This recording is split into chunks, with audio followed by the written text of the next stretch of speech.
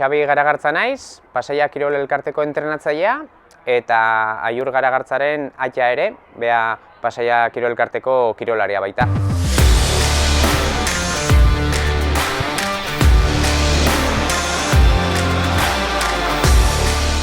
Entrenatzaileak gure kirolarien erreferenteak bagara, eta hizkuntza ohituretan noski baitare, bereientzako erreferente nagusi bat gara.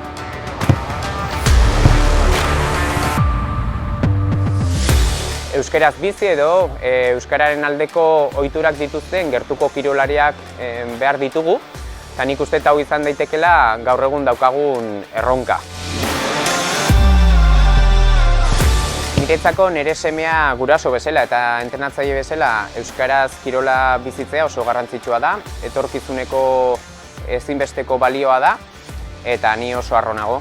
Nire kirolari gustukoenak euskaraz egiten du.